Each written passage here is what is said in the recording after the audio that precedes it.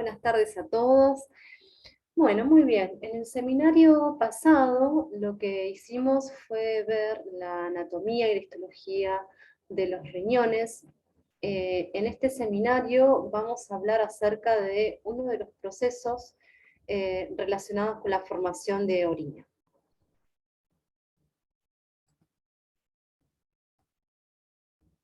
Bien, dentro de los procesos para formar orina tenemos tres. El primero de ellos es la filtración glomerular, se lleva el 20% del gasto cardíaco y equivale a 190 litros por día de plasma filtrado, ¿sí? Los otros procesos que vamos a hablar en los próximos seminarios son la reabsorción y la secreción de sustancias, que se lleva a cabo entre los vasos peritubulares y el sistema de túbulos. Entonces, en este seminario vamos a hablar únicamente del proceso de filtrado glomerular, la filtración glomerular. Se lleva a cabo en el glomérulo y se realiza el ultrafiltrado del plasma que ingresa desde la arteria renal hacia la arteriola glomerular aferente, y ese producto sería un plasma, pero sin las proteínas, y por supuesto tampoco tiene células. Entonces, en principio tenemos que determinar cuáles son los determinantes del proceso de filtración glomerular. La filtración glomerular depende de una constante K, que tiene que ver con las características de la barrera de filtración glomerular, pero también depende de la presión neta de filtración. Vamos a hablar en primer lugar acerca de la presión neta de filtración, que es la presión que va a definir la filtración final. Esta presión neta de filtración depende de la presión hidrostática y de la presión oncótica.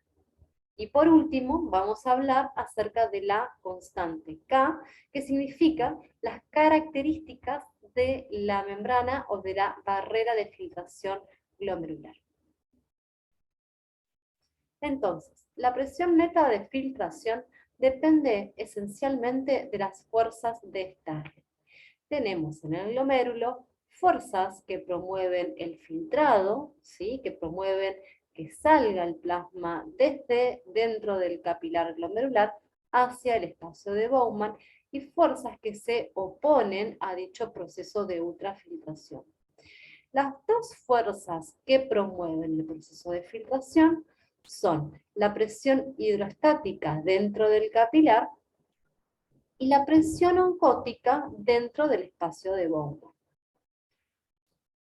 Por otro lado, hay dos fuerzas que se oponen a este proceso de ultrafiltración y son la presión oncótica dentro del capilar glomerular y la presión hidrostática dentro del espacio de Bowman.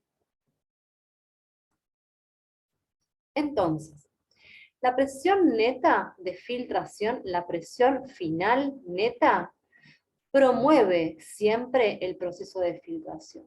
El valor final va a ser de 10 milímetros de mercurio. La presión hidrostática dentro del glomérulo es de 60 milímetros de mercurio. La presión en la cápsula de Bowman hidrostática es de 18 milímetros de mercurio. Debemos restarle la presión hidrostática dentro del glomérulo, le debemos restar la presión hidrostática dentro del espacio de Bowman, porque son fuerzas que se oponen a la presión hidrostática glomerular.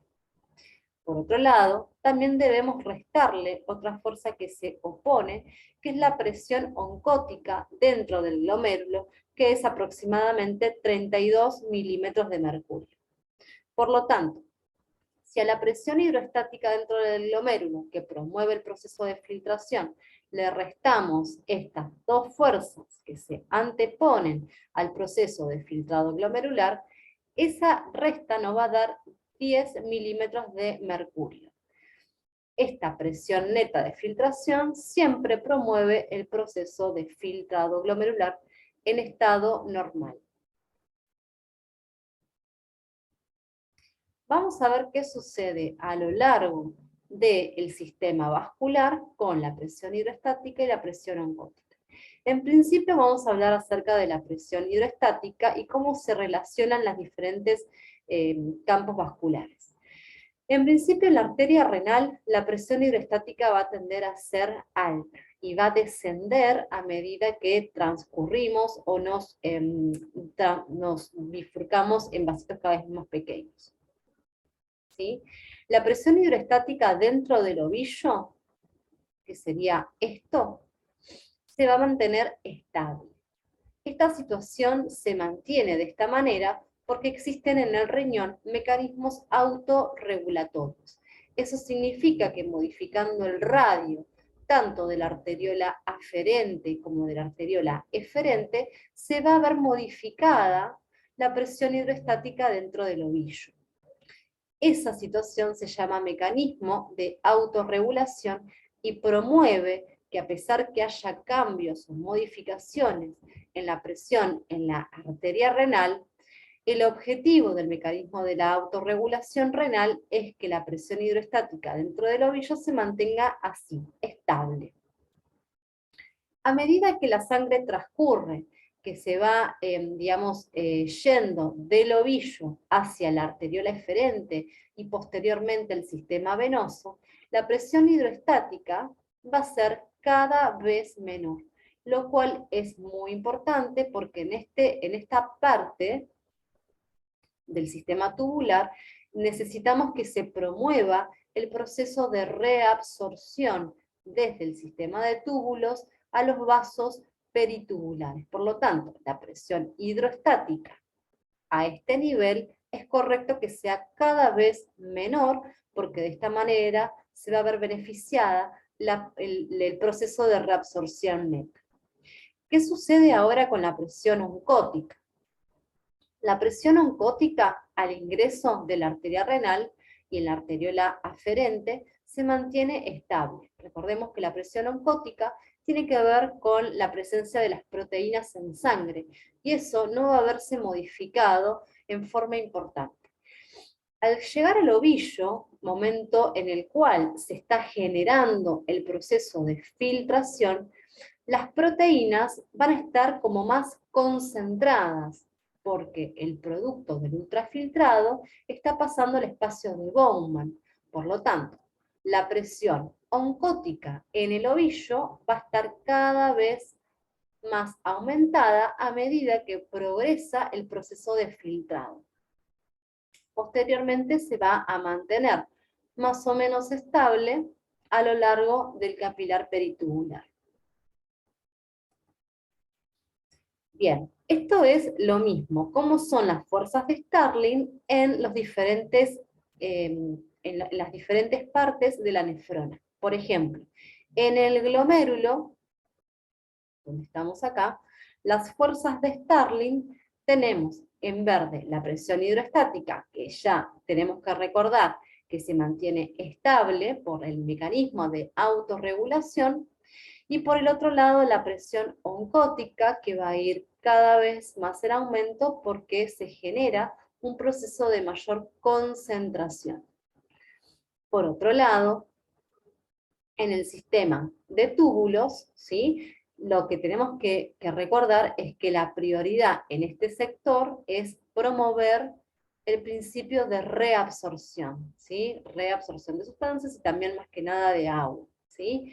Entonces, en este caso, en verde, tenemos la presión hidrostática, que va a ser cada vez menor, y la presión oncótica, que se va a mantener disminuyéndose, en parte porque se genera o se promueve una reabsorción de agua que va a generar mayor dilución de las sustancias. Por lo tanto, un aumento de la presión oncótica. Recordemos entonces que las fuerzas de Starling en el glomérulo promueven el proceso de filtración glomerular. Las fuerzas de Starling en el sistema peritubular o en el capilar peritubular siempre tienden al proceso de reabsorción gracias a que la presión hidrostática se encuentra disminuida mucho más baja, y la presión oncótica se mantiene también un poco más elevada. Por lo tanto, vamos a encontrar una tendencia a mayor reabsorción. Ahora bien, una vez que ya hablamos acerca de las variantes relacionadas con la presión de filtración glomerular, vamos a hablar acerca de las características o de las propiedades de la membrana de filtración glomerular, que es también determinante del proceso de filtración. El coeficiente K, o coeficiente de filtración, representa las propiedades del capilar en cuanto a su permeabilidad. También está relacionada con la superficie y con el tamaño de las ventanas o fenestras.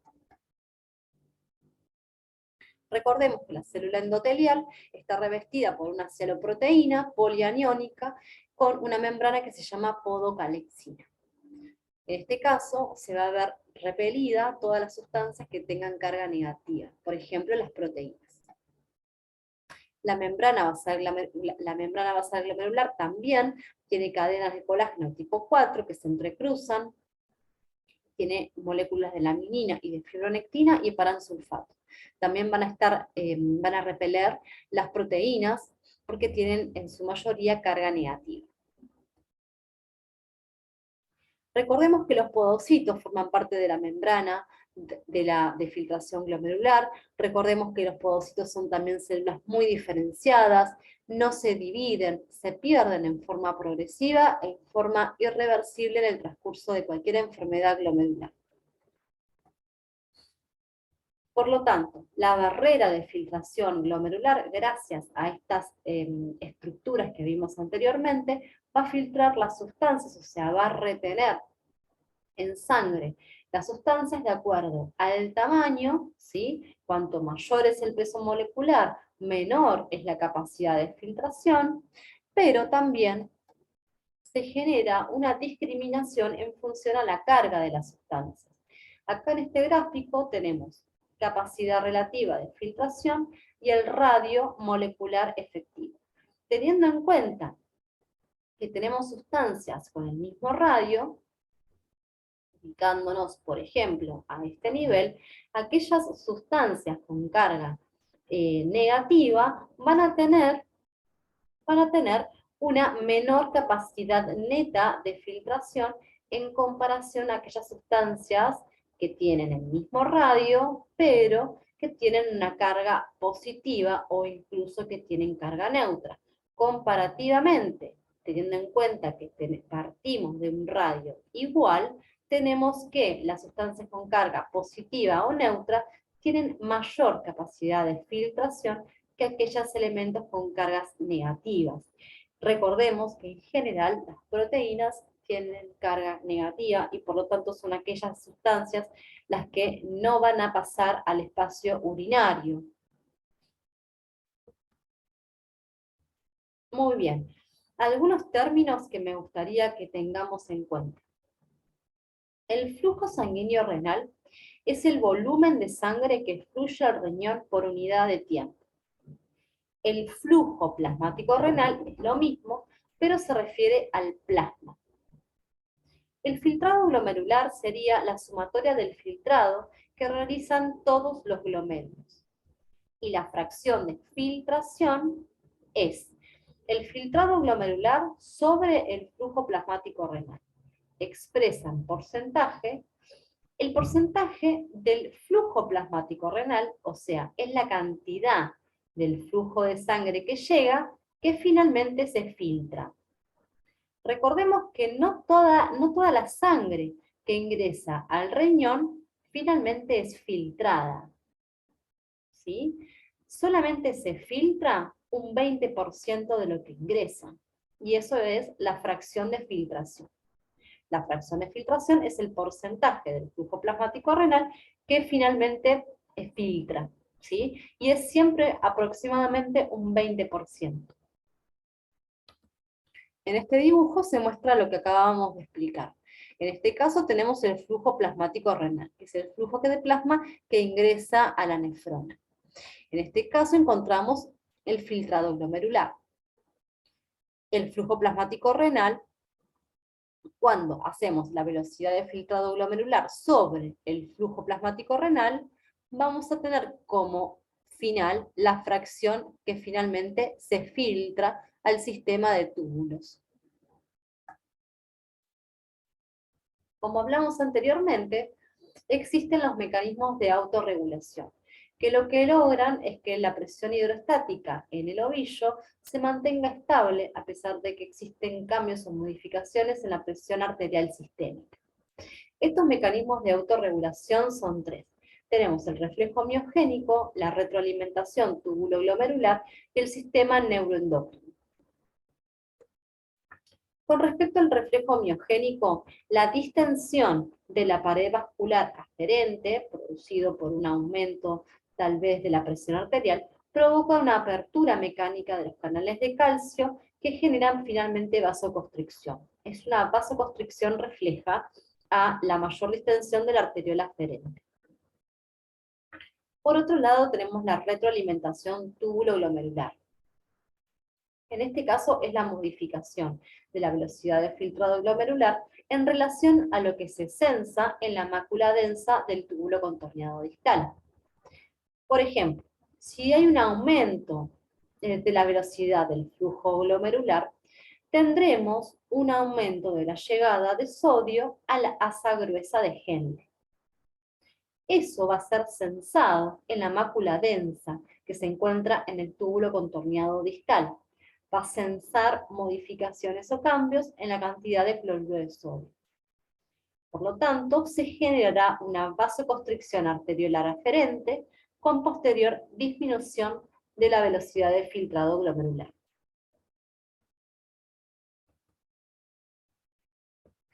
Por último, tenemos la regulación neurohumoral del filtrado glomerular.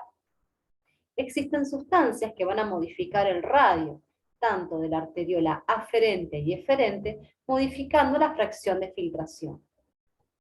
Por lo tanto, por ejemplo, tenemos la noradrenalina, la adrenalina y la endotelina, que genera una disminución del filtrado por vasoconstricción. El óxido nítrico y la prostaglandina generan un aumento del filtrado glomerular por vasodilatación. Con respecto a la angiotensina 2, en general genera una vasoconstricción de ambas arteriolas, aferente y eferente, siendo más intensa en la arteriola glomerular eferente. Por lo tanto, al principio del estímulo, vamos a tener un aumento en la fracción de filtración. Pero si este mecanismo se perpetúa, finalmente el filtrado glomerular va a estar descendido. Piensen entonces en un sistema de canillas en la cual, si nosotros tenemos una angiotensina 2 actuando, generando una vasoconstricción de la arteriola glomerular eferente, ¿sí? Piensen que esta canilla se cierra, ¿sí? Lo que se va a generar es que tenemos un aumento de la fracción de filtración, ¿sí? Eso es al principio. Llega un momento que este mecanismo compensatorio va a generar que finalmente el filtrado glomerular completo se vea disminuido, con disminución final de la fracción de filtración. Pero al principio del mecanismo de compensación, la angiotensina 2, generando vasoconstricción eferente, lo que intenta hacer es promover el aumento de la fracción de filtración.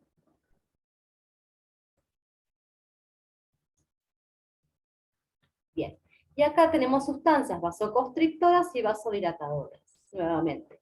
Las sustancias vasoconstrictoras, como la noradrenalina, disminuyen el flujo sanguíneo renal a través de su actividad en los receptores alfa-1. Por otro lado, tenemos la hormona antidiurética, los leucotrienos, tromboxano A2, la serotonina y, por supuesto, la angiotensina 2, que disminuyen el flujo sanguíneo renal. Por otro lado, tenemos las sustancias vasodilatadoras que van a aumentar el flujo sanguíneo renal, como son el óxido nítrico, las prostaglandinas, la dopamina, la histamina y la acetilcolina. Por lo tanto, recordemos las sustancias vasoconstrictoras. La más importante que debemos recordar es la angiotensina 2, que genera vasoconstricción de la arteriola glomerular aferente y de la eferente. Recordemos que se activa el sistema renina-angiotensina-aldosterona, por lo tanto el aumento de la renina va a generar este aumento de la actividad de la angiotensina 2. La angiotensina 2 también va a promover la contracción del mesangio, disminuyendo la superficie de filtración glomerular. Tanto la adrenalina como la noradrenalina, actuando a través de los receptores alfa-1, en la arteriola glomerular aferente, se va a generar vasoconstricción con disminución del flujo sanguíneo renal y del filtrado glomerular. Recordemos qué es lo que sucedería en el caso de que exista una hemorragia o una caída en el volumen arterial efectivo por cualquier razón. En principio recordemos que va a activarse el sistema nervioso simpático. Lo que va a generar el sistema nervioso simpático es generar en la arteriola eferente vasoconstricción. Por el otro lado, esta disminución de la volemia arterial efectiva va a generar una disminución de la presión arterial, una disminución del flujo sanguíneo renal y una activación del aparato yuxtaglomerular, que recordemos que va a promover el aumento de la secreción de la renina. La renina va a promover la secreción de la angiotensina 2, que finalmente va a actuar generando la vasoconstricción de la arteriola aferente. ¿Sí? Ambas circunstancias, tanto la activación del sistema nervioso simpático como la activación del RAS, van a promover que la fracción de filtración se mantenga lo más estable posible, promoviendo de esta forma el mecanismo de autorregulación. Por lo tanto, y para recordar, no todo el plasma que llega a los riñones es filtrado. Recordemos que solamente un 20% de lo que ingresa al riñón finalmente se filtra.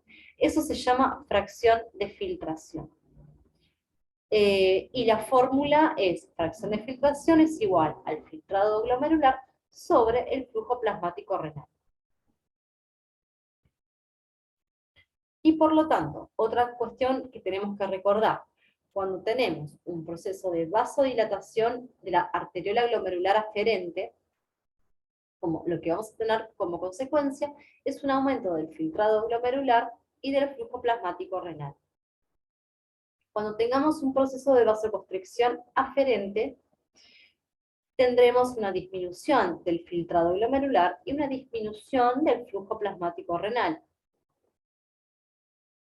Cuando tengamos vasoconstricción eferente, vamos a tener una disminución del flujo plasmático renal, pero al principio tendremos un aumento del filtrado glomerular, porque va a aumentar la fracción de filtración. Bien, con esta última se termina este primer seminario relacionado con los procesos iniciales de formación de orina, que en este caso fue de filtración glomerular. En el próximo seminario vamos a hablar acerca de los otros dos procesos finales de formación de orina, que son secreción y reabsorción. Buenas tardes.